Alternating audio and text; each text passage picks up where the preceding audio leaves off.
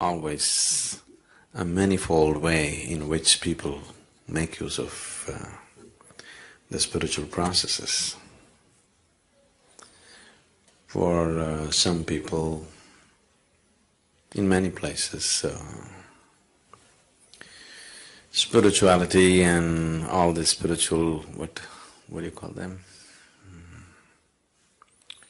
What are those talks called in Hindi? Pravachans. All that pravachan, everything is just an escape from the mother-in-law or cooking.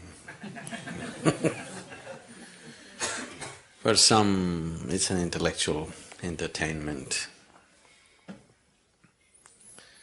For some, they're seeking to learn something. They want to know something new.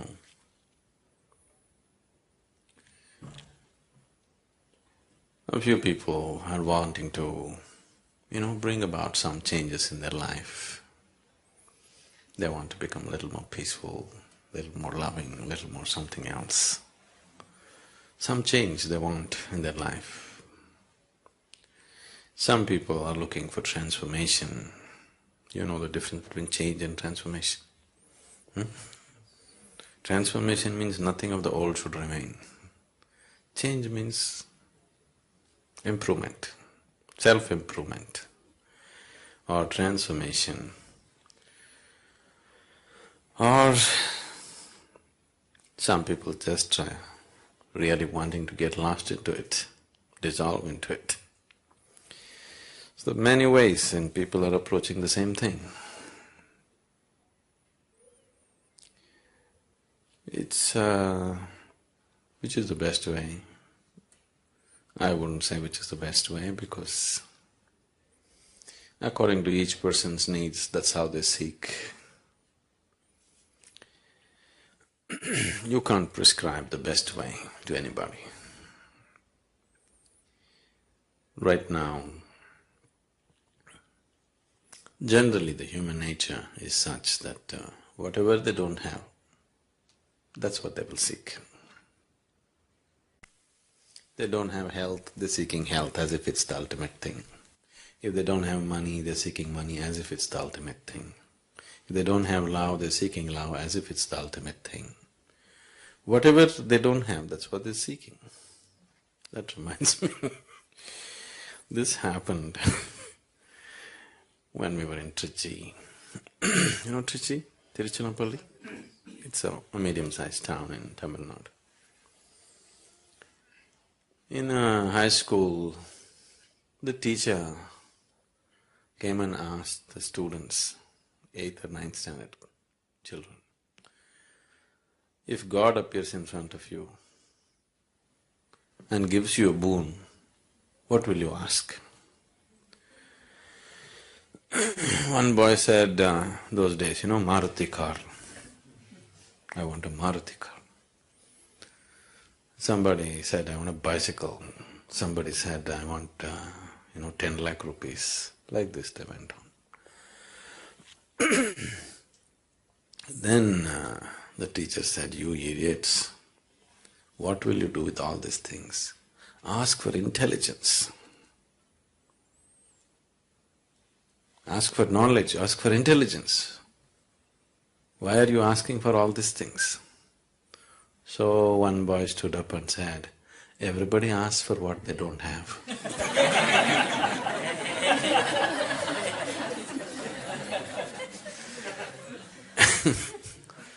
So, everybody is seeking what they don't have, isn't it? Now if you go by this, when a human being goes by this process of asking for what he doesn't have, then it's an endless process. Because what is it that you have? What you have is so little. If you go on asking for what you don't have, you need 1,000 years and still you will be nowhere. If you start seeking the next thing that you don't have, it's an endless process, self-defeating process, isn't it? It seems to be taking you somewhere, but it doesn't take you anywhere. So, what is this about? If you don't seek, if there is no seeking, you don't go anywhere, you know. Why would you go to any place if there's nothing to seek? Because that's the very basis of your activity, desiring and going after it, isn't it? The objects of desire may change and people may think one object is better than the other, but it's not so. Whether you're seeking money or home or intelligence or knowledge or God or this or that, desire is desire, you know. The object of desire just changes the directions of your destination, but doesn't change the process of life as such. And the essence of life is in its process, isn't it? Where you got in the end is not the point really. In many ways, right now, the essence of life is how you're experiencing it right now. So, one's quality of life, if we are changing or if you're wanting to experience life in a little better way or in a much better way, whatever, changing the objects of desire is not going to make so much of a difference. It's the way we handle the process which is going to make the difference. But even if life becomes very pleasant and beautiful experience, it has to happen for every human being. But even if it happens, still you will see there is something within you which doesn't want to settle for just joyful life either. You're very happy, and after some time, even that doesn't seem to be enough. Because happiness is missing, right now the whole life seems to be pursuit of happiness. If you're joyful, then you will see it's not enough. In fact, if you're very happy, you will do many more things than when you're unhappy. Isn't it so? Because now you're charged and now there's nothing pulling you back. You have all the enthusiasm to go about and do lots of things.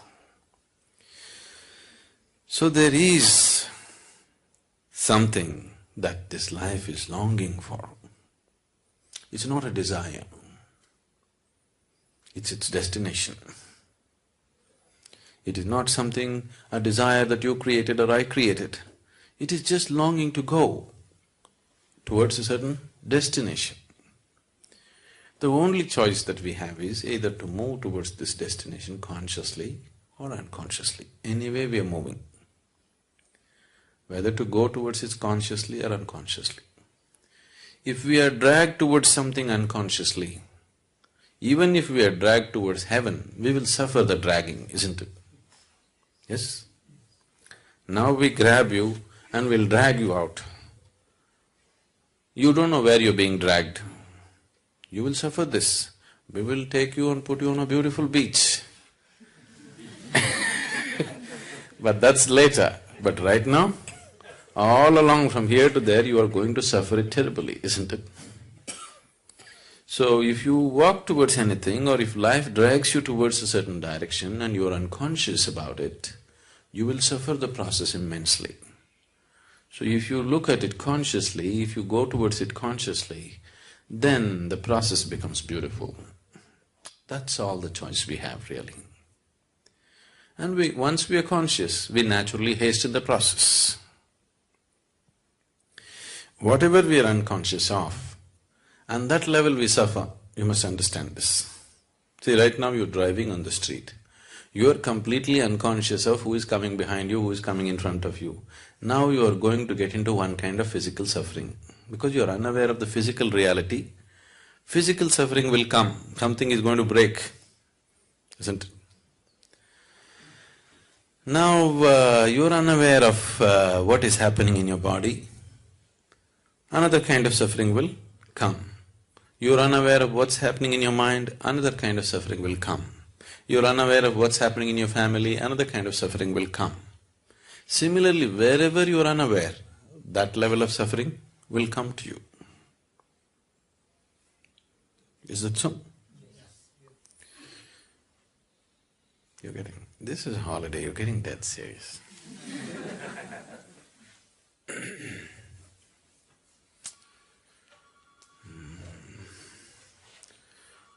Once a pirate, a pirate? A pirate walked into the bar. The bartender knew him from long ago, he's seen him just the previous year and now he's come back after his expeditions. He looked at him and said, "Hey, what happened to you? You look terrible." The pirate said, "No, I'm just feeling just about fine." Then the bartender said, "But what happened to your leg? Why the wooden leg?" "Oh, that we were just having a battle with another rival group and I saw a cannonball coming straight at me. Before I could move, it hit my right leg and I'm doing quite fine with the wooden leg. I'm pretty good." Then the bartender said, "What about the hook? In your left hand you have a hook. What happened to that?" "Oh, we were just having a sword fight for fun and my left hand got chopped off, but I'm doing quite fine with this hook." In fact, it's more useful than the hand. Then he asked, "What about the eye patch? You lost one eye, what happened?" "Oh, that I was just looking up at the sky and a bird poop fell into my eyes." Oh, come on. Who ever heard of anybody losing their eyes for bird poop? How would you lose your eyes for bird poop? No, that was the first day I had my hook on.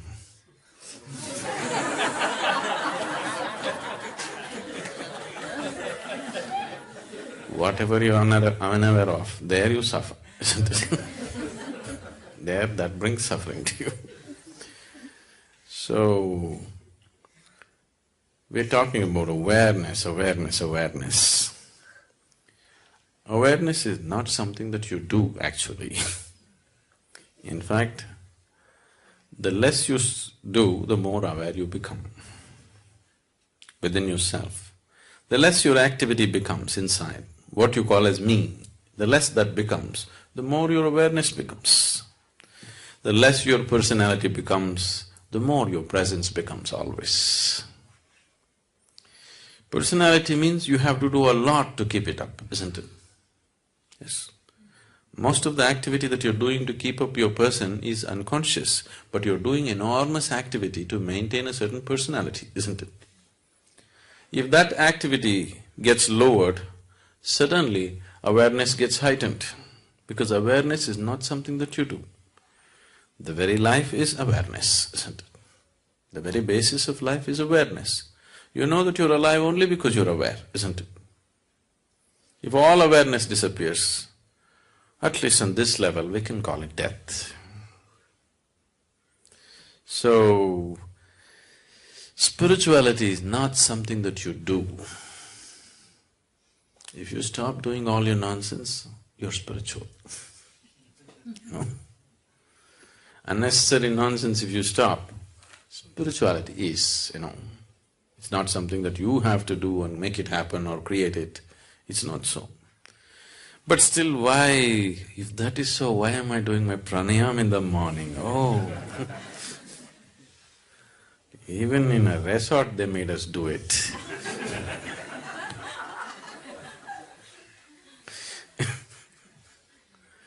I'm sorry, the resort.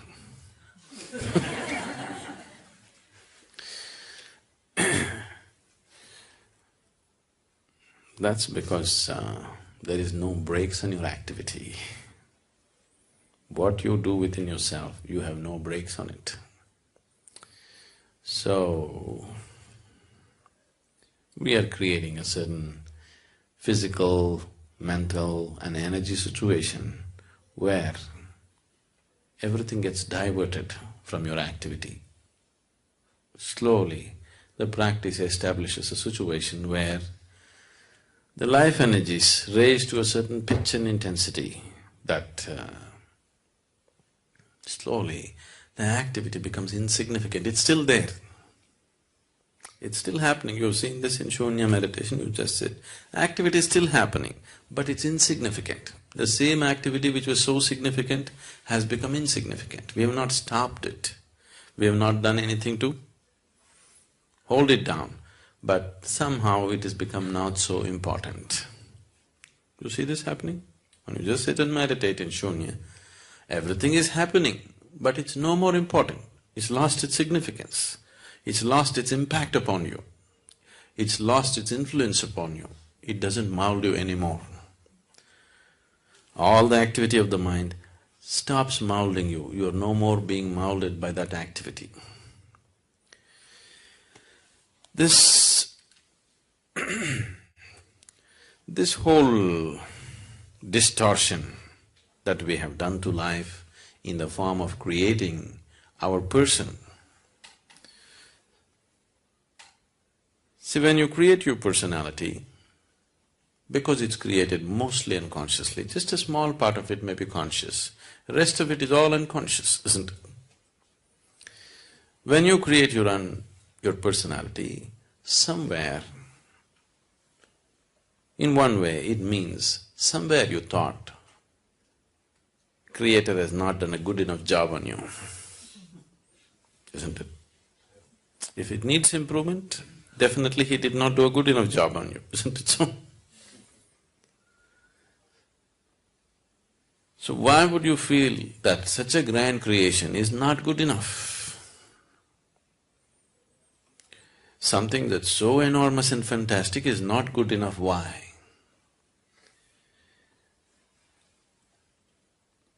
Because in this simple process of self-preservation, there is a simple basic process which is built into every cell in our body. Every worm, insect, animal has this. We also have it. This simple process of self-preservation, we don't know where to contain it. It has just spread itself into everything. Because it spread itself into everything, you have to create a small person of yourself who will defend himself all the time. As we've been looking at in the programs, the only thing that needs preservation is your physical body. Your personality, we must maul it every day. It should be okay, isn't it? If every day if you can make mincemeat out of your personality, you could create another one tomorrow morning, isn't it? Isn't it so? We've been trying to do that gently, because if I go very hard at it, you'll run away.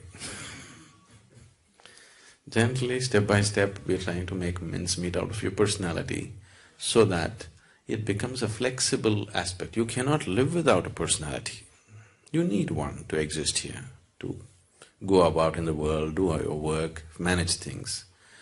But if it's a flexible thing, that in different places, as it is necessary for the situation, you can put on the right kind of personality, then it would be fine. But right now, it is like a rock, it sits on you all the time. Anything that doesn't fit into its ambit, it makes you suffer, isn't it? Who drew this caricature that you call as myself? Definitely yourself, but influenced by so many people around you. You're 15, 16, you go and watch a Amitabh Bachchan movie, you come home and try to walk like him unconsciously. Yes, isn't it? Sometimes maybe consciously, but most of the time unconsciously, isn't it? So, this caricature came into existence because of all kinds of bits and pieces that are gathered.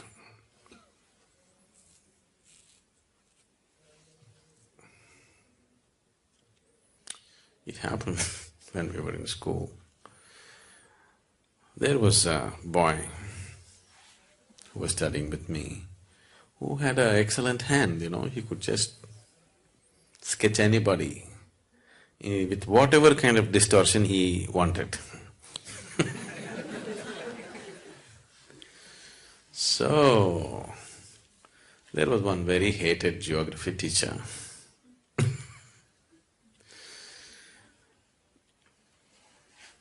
And when he entered the class, this boy had a horrible caricature of him ready on the blackboard. badly distorted, but everybody can clearly recognize who it is. With all kinds of very bad distortions on him. Then he walked in and as usual he walks into the class always with a temper. Whether he's talking about the grasslands in America or he talks about the deserts in Africa, he's always in bad temper.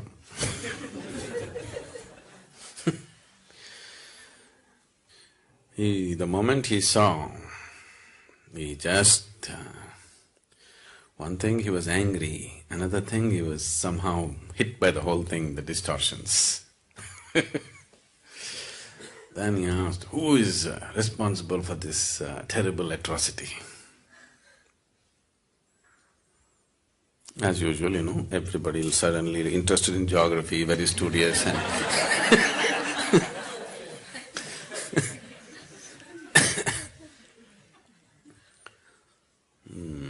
Then he repeated again, who is responsible for this atrocity? He thinks it's an atrocity. We thought it was an appropriate thing. Then somebody made up their mind and stood up and said, we really don't know, but it should be his parents.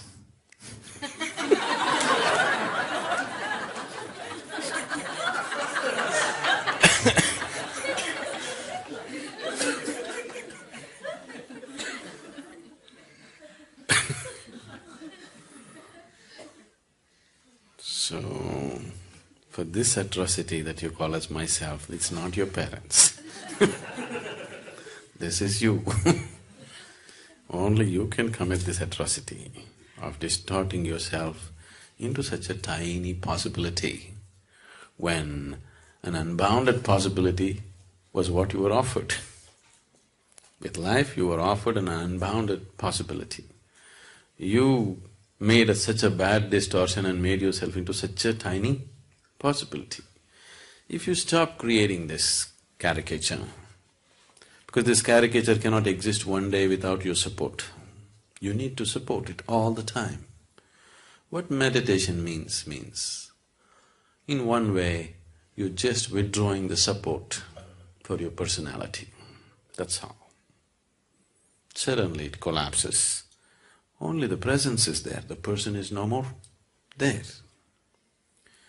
If you could walk on the street like this, if you could operate with people like this all the time, that you have no personality, but looking at this person at this moment how she is, accordingly you put up a personality, as it is necessary for this person. Now you go to that person, you put up a personality that is necessary for that person, then it would be so much fun drawing new caricatures every day. But once you get stuck to a particular distortion, that becomes a problem. Every day if you have a new distortion, it's called art, isn't it? If you're stuck with one distortion, then you're called a freak, isn't it? Isn't it so? Every day if you're able to create a new distortion, that is artwork, isn't it? If you're stuck with one distortion, you're a cripple. So that's the big difference. Sadhguru, when you're talking about personality, we have to have different personalities as a parent, as a husband, and at work. In normal living, it becomes very difficult to change the personality. You mean to say people around you won't let you change it? Not true. See, right now, let's say you're going to your work we'll take the work situation because it's less personal for you. You're going to work with a certain attitude and a certain person is going to work, which is you right now. Let's say he goes briskly like this every day, good morning, good morning, good morning. Don't mean a good morning to anybody. The way people say good morning, it's very clear they intend to give you a bad morning.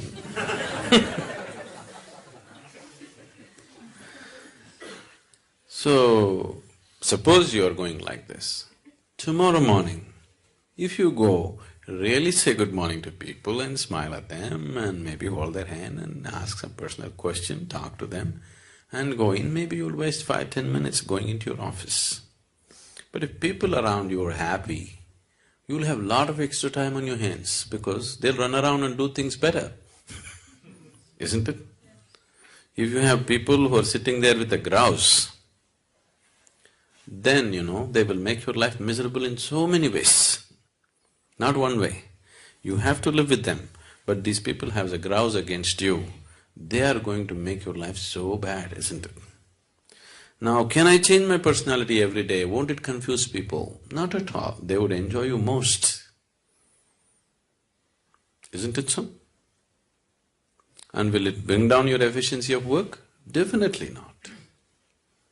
It is not because of the compulsion of the situation you've gotten stuck with one personality. It is just that the whole construction of the personality has happened in unawareness. That's why you're stuck with one personality. Now you said, we have one kind of personality at home, another with children, another with work and outside. If you look at it, it may not be true. You may be functioning in different capacities. The requirement of how you function may be different, but still the basic personality may be same everywhere. The underlying personality is still the same. You can change that also and it'll be so much fun for you to change that. It'll be absolute fun for you to change that because you can experience a whole new person all the time. After all, it's your creation. So why should it be limited to just one way? If God had fixed a personality for you, that's all there is. But when you have built it, like you change your clothes every day in different ways, isn't it? But most people cannot even change that, isn't it? They've gotten used to a certain thing and that's all it is, isn't it so? I think we should have done something today. Everybody should dress in a completely different way and come. Not your usual kind of clothes. You're wearing pants all the time, today you wear a saree and come. Just loosen yourself up a little bit, it's important. The reason why what is the very essence of life is missing in people's life is because they become stiff. And spiritual people are stiffer than anybody else. Isn't it? They are so stiff.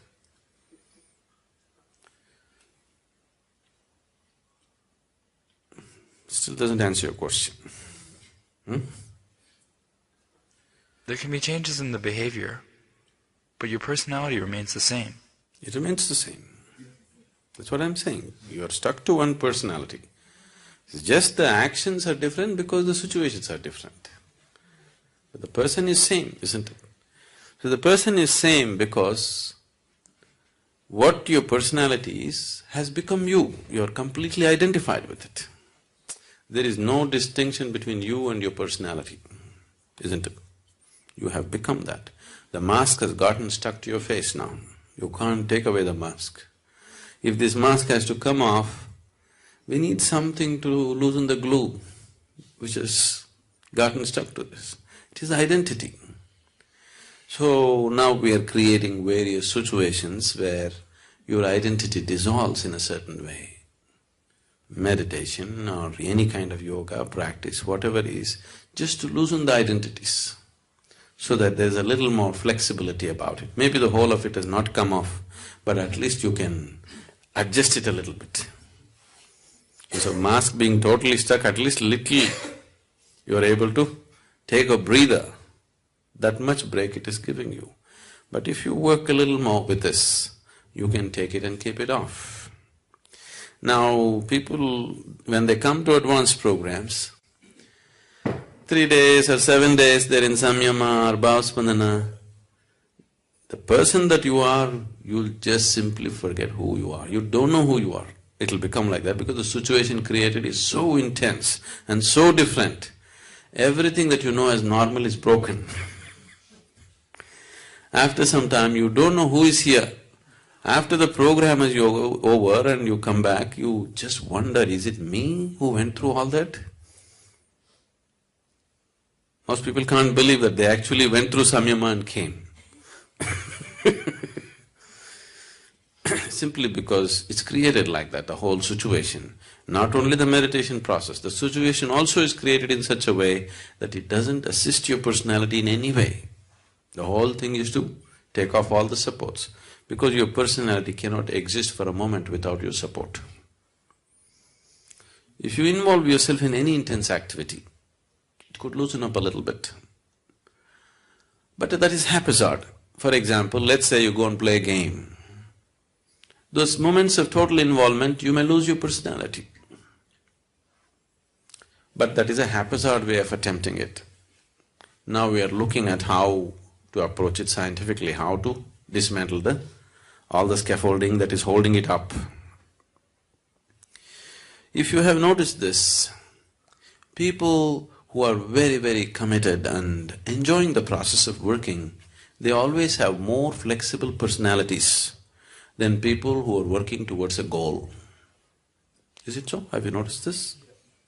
Because just the involvement with the work, total involvement, those moments the personality becomes little loose.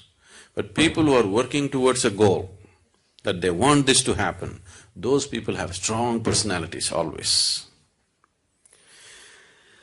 The fundamental basis for your personality, the building blocks for your personality is likes and dislikes. I like this, I don't like this. A complex system of likes and dislikes is what your personality is, isn't it? See, what's the difference between you and the next person? Your likes and dislikes are different, isn't it? Now, the basis of yoga is just this, to help you beyond these likes and dislikes. Whether we're talking responsibility or inevitability or whatever else we're talking, fundamentally it is to destroy the process of like and dislike. See, existing in the world with likes and dislikes is a very foolish way to exist. But unfortunately, the logical mind thinks, I'll do what I like, this is my freedom. The very basis of your bondage is in your likes and dislikes, but your mind makes you believe doing what you like is your freedom. Isn't it? All the time, everywhere in the world, people believe doing what I like is freedom. Please look at it carefully. The very fundamental basis of your bondage is in like and dislike. To operate sensibly here, even in the physical realm I'm saying, even to operate with your work or family, whatever, likes and dislikes make you do stupid things. I like this person, I don't like this person. Now, I cannot function from what is needed in this moment, isn't it? Isn't it so? Now, I don't like this person. Even if this person is doing something wonderful, I cannot see it anymore. Do you see this happening to yourself? I like this person. Even if they're doing terrible things, I cannot see it anymore. Isn't it so? Because the moment you get trapped in this like and dislike, you have no discretion. You lost your discretion. Your intelligence is forsaken. Your awareness is simply impossible once you get trapped in likes and dislikes. The moment you say, I like this, getting identified with it is very normal. It's a natural process. You don't have to say, I'm going to identify with this light bulb. If you just say, I like this light bulb, you get identified with it. The process will just happen. See, life is set up in such a way for you so that life happens automatically. You just have to sit here and enjoy the bounty of life. But now the problem is, we are setting this forth in a wrong direction, so it is creating suffering. Suppose if it was all in your hands, you have to like it, you have to get involved with it, everything is yours. It would be a terrible effort to live, isn't it? Now it's all set up well, the whole software is so well set up. If you just say, I like this, getting involved in it, dreaming about it, this, that, everything just happens by itself, isn't it? Everything that is necessary to take you in that direction just happens, isn't it so? So, this is just life assisting you. But It has no discretion. If you like hell, it'll take you to hell. It happened once.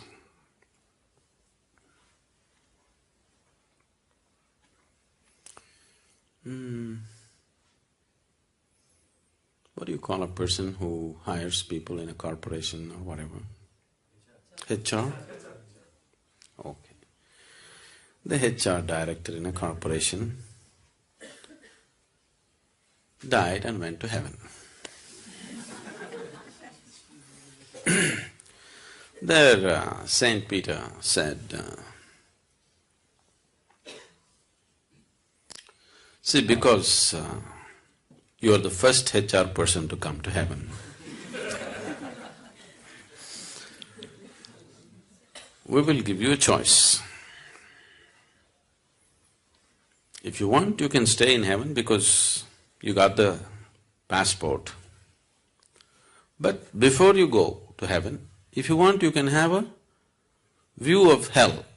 If you wish to stay there, you can also stay there. This is a lady HR person. She said, no, why would I want to go to hell? I want to go to heaven.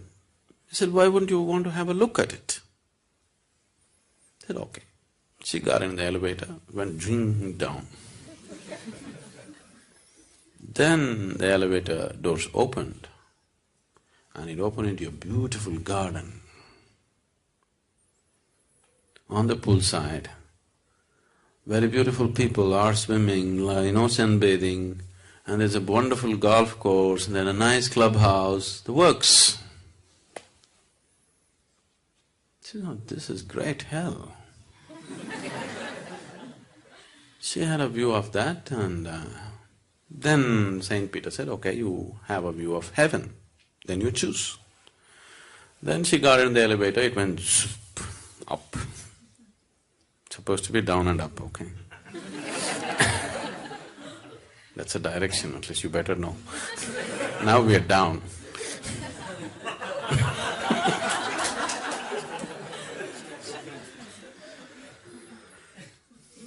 So, there they opened the doors, and then she saw lots of clouds, people just floating in the clouds, playing harp and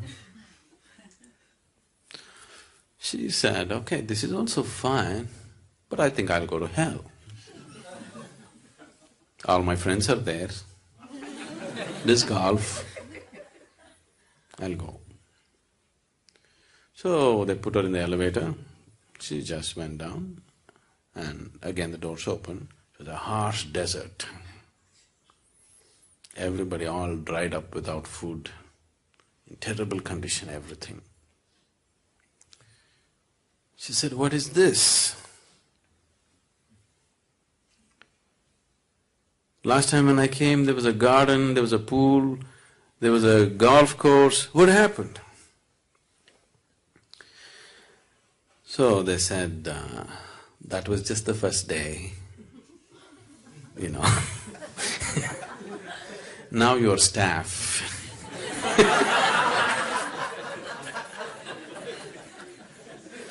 That was the interview. Now you're staff. All your life you did this to people, so this is your choice.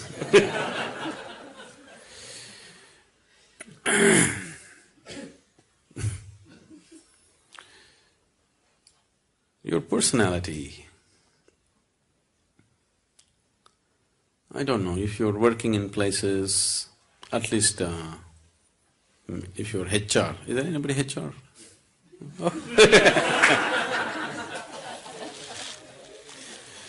Especially if you're HR, maybe, you also.